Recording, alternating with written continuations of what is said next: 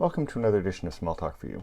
This morning I wanted to take a brief look at some of the new memory policy stuff that came into VisualWorks a few releases ago that I haven't really had a chance to talk much about.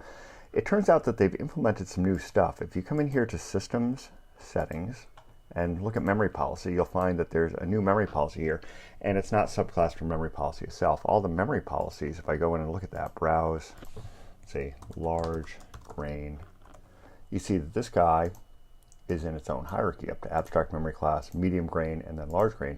This is where all the behavior really is in this guy, and then this just fiddles with a couple of new things here. Notice the multipliers here on the memory upper bound for the target growth increment and the regime upper bound.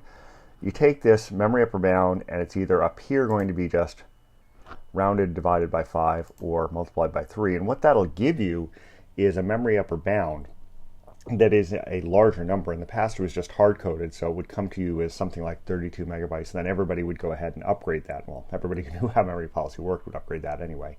Now it actually bases it to some extent on your target system's characteristics. So in here, memory upper bound time, divided by 24 times the OOP size factor here for the growth increment.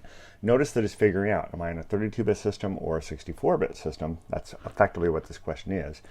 And then we'll go ahead and do the division and multiplication based on that. So it's taking account of the target architecture to some extent to make sure the numbers aren't completely ridiculous for your base system. So things are a little smarter now, and it's something you need to take a look at. And if you have some simple-minded resets of some of these numbers in your current memory policy and you want to migrate them to this new hierarchy, you probably need to think about it a little bit.